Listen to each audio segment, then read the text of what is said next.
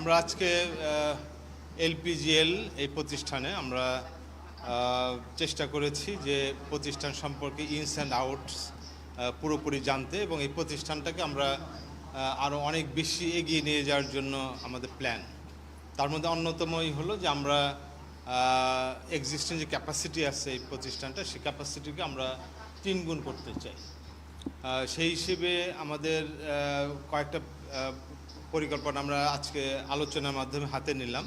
1 নম্বর হলো যে আমাদের এক্সিস্টিং যে এই প্ল্যানটা আছে এলপিজিএল, এখানে যে ক্যাপাসিটি আছে সেখানে আমরা এই ক্যাপাসিটিটাকে আরও 3 গুণ করব এই জায়গাটাতে। আর দ্বিতীয় হলো আমাদের ERL2 যেটা অনুমোদন হয়েছে, আপনারা সবাই জানেন ERL2, সেটা যখন চালু হবে ওখান থেকে আমরা একটা উল্লেখযোগ্য পরিমাণ এলপিজি পাবো। তো আমরা আজকে আমি এই নির্দেশনা দেওয়া হলো যে ওইটাকে সামনে রেখে তারা যেন ওইটার সাথে সামঞ্জস্যপূর্ণভাবে তাদেরও প্ল্যান্টে ওই ক্যাপাসিটি ডেভেলপ করবে, যেন ওই সময় যে এলপিজিটা প্রোডাকশন হবে সেই এলপিজিটা যেন বাজারজাত করতে ডিলে না হয়। বোতলজাতকরণ প্লাস বাজারজাতকরণ দুটোতেই যেন ওই সময় তারা সমন্বয় রেখে বাজারে ঢুকতে পারে, এটাই ওনারা এখন কাজ করবেন। এটা তো আমরা নির্দেশনা দিলাম। ধরেন আমরা এখন যে ট্যাঙ্ক ক্যাপাসিটি, স্টোরেজ ক্যাপাসিটি আছে এটা 3 গুণ হবে। তার মানে এখন যেটা আছে তার চাইতে ডবল ট্রিপল হবে। আর বটলিংটাও তাই আমরা করব। আর 2 নম্বর হলো যে আমাদের যে মোংলাতে একটা জায়গা আছে, আপনারা জানেন মোংলাতে, সেইখানে এবং আমাদের এলেঙ্গাতে আরেকটা জায়গা আছে।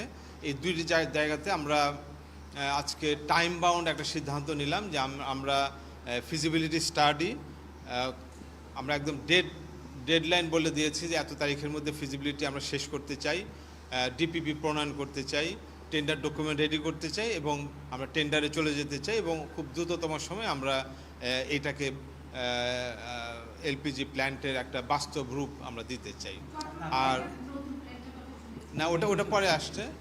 এটা হলো 2 নাম্বার আমাদের টার্গেট। 3 নাম্বার হলো আমাদের যে মাতার বাড়িতে আপনারা জানেন যে ল্যান্ড বেসড এলপিজি টার্মিনাল করার একটা জায়গা সরকারের পক্ষ থেকে বরাদ্দ দেওয়া হয়েছে।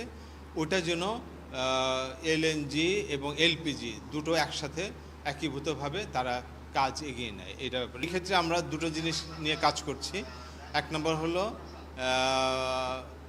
আপনার আপনার কনসালটেন্ট নিয়োগ এবং পিডি নিয়োগ।